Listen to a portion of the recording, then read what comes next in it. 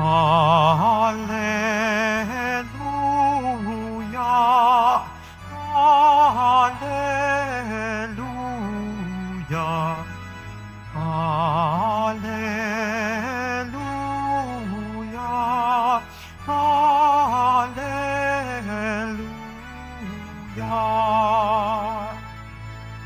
Mayo't magturo kayo, palaging kasama ako hanggang sa wakas ng mundo. Alleluia, Alleluia, Alleluia, Alleluia.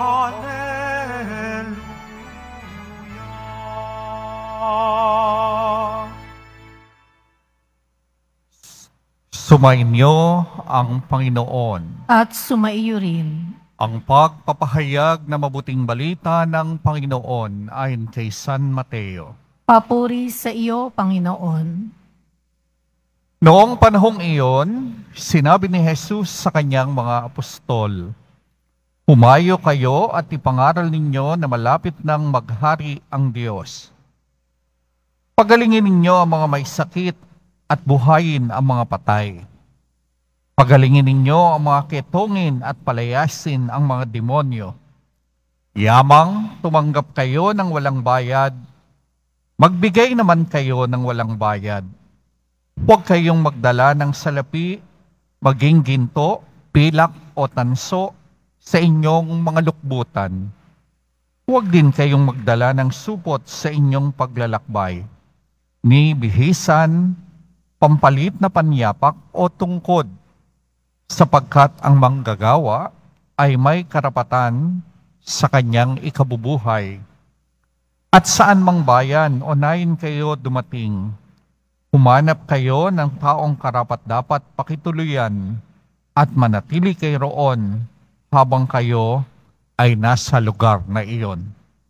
Pagpasok ninyo sa bahay, sabihin ninyo, maghari nawa ang kapayapaan sa bahay na ito.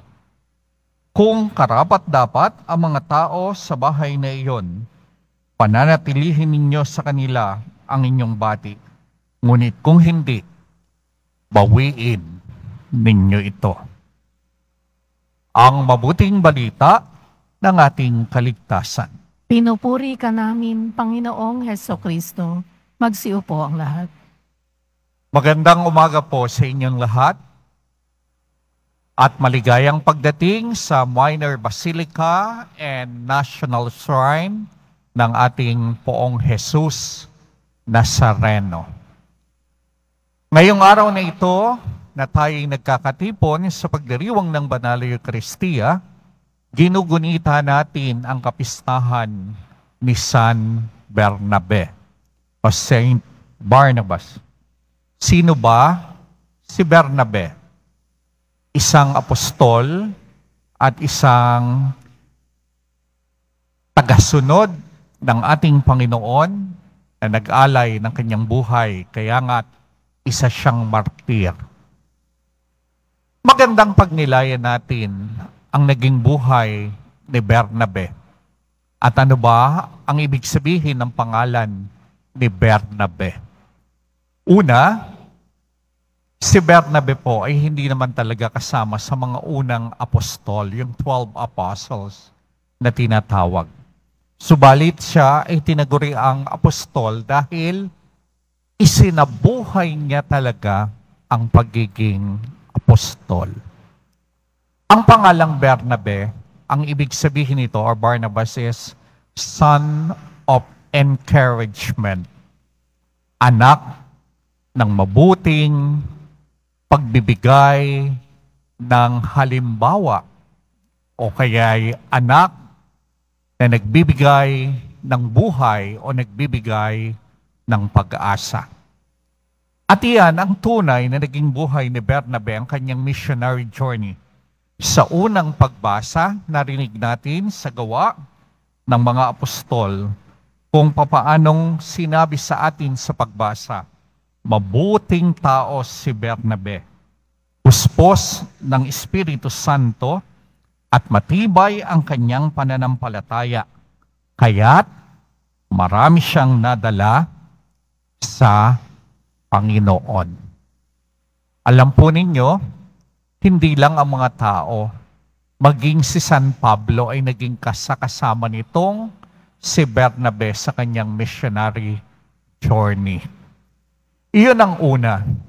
Si Bernabe ay tunay na naging son of encouragement dahil sa kanyang uri ng pamumuhay. Most likely, si Bernabe ay nanggaling sa isang marangyang pamilya. Kaya nga't ano ba ang unang ginawa nitong si Bernabe para ma-encourage niya ang mga apostol? Dahil nga galing siya sa isang mayamang pamilya o mayamang angkan, itong si Bernabe noon ay nagbenta ng isang lupain na pag-aari ng kanyang pamilya. At ang pera na pinagbilahan nitong lupa na ibinenta ni Bernabe ay ibinigay niya sa mga apostol upang gamitin sa kanilang pagsisimula ng mga gawain, yung kanilang tinatawag na missionary journey. At dahil doon, masigit na na-encourage ni Bernabe ang mga apostol, ang mga unang apostol na ipagpatuloy ang kanilang mga gawain. Tunay nga na si Bernabe ay isinabuhay ang kanyang pangalan, a son of encouragement. At ang ikalawa, si Bernabe ay nakasama niya si San Pablo. At kilala natin na naging buhay ni San Pablo, pinipersecute niya ang mga Christians. Kaya't nang dumating ang panahon na itong si Pablo ay nais nang makibahagi, makisama sa mga gawain ng mga apostol, meron silang pagdadalawang isip. Totoo nga ba na si Pablo ay karapat-dapat? At totoo nga ba na itong si Pablo ay nais niyang gawin o sundan ang mga aral at halimbawa ni Jesus? Pero sa tulong ni Bernabe, dahil nga he is a son of encouragement, itong si Bernabe, binouch niya si San Pablo. Kumbaga, sabi niya, huwag kayong mag-alala, mabuting tao yang si Pablo. Mapagkakatiwalaan niyan at iisa ang ating adhikain. At kabahagi natin si San Pablo o si Pablo para sa pagpapalaganap ng mabuting balita. Pero merong nakalulungkot na pangyayari sa buhay ni Pablo at ni Bernabe. Ito po ay kwento. Nung kalauna na, nung sila ay hinahayo na, merong hindi pinagkasunduan si Bernabe at si St. Paul, San Pablo. Ano ang kanilang naging dispute o hindi pinagkaintindihan? Hindi nila pinagkasunduan kung sino ang mga isasama sa kanilang missionary journey. And eventually, nagkahiwalay ng landas si Pablo at si Bernabe. But still, si Bernabe, isinabuhay niya pa rin ang kanyang pagiging apostol at ipinagpatuloy niya ang kanyang mga gawain sa kabila ng lahat ng mga balakid. Kaya naman makikita natin sa ebanghelyo na narinig natin ngayon sa kapistahan ni San Bernabe mula kay San Mateo, ang sabi sa atin, humayo kayo at ipangaral ninyo na malapit ng maghari ang Diyos. Pagalingin ninyo ang mga may sakit at buhayin ang mga patay. Pagalingin ninyo ang mga ketongin at palayasin ang mga demonyo. Ang lahat ng iyan isinakatuparan ng mga apostol at ang lahat ng iyan ay isinabuhay ni San Bernabe. At tayo rin ang mga deboto ng ating mahal na Poong Nazareno. Ito ang panawagan sa atin. Ito ang paanyaya sa atin na maging apostol tayo sa lahat ng panig ng mundo. Iba't iba ang antas ng ating mga gawain, iba't iba ang level ng ating pamumuhay, subalit iisa ang panawagan sa atin. Sa diwa ng binyag na ating tinanggap, hinahayo tayo ng ating Panginoon, ang mahal na Poong Jesus Nazareno. Ipahayag ninyo sa lahat ng panig ng mundo na malapit na ang paghahari ng Diyos.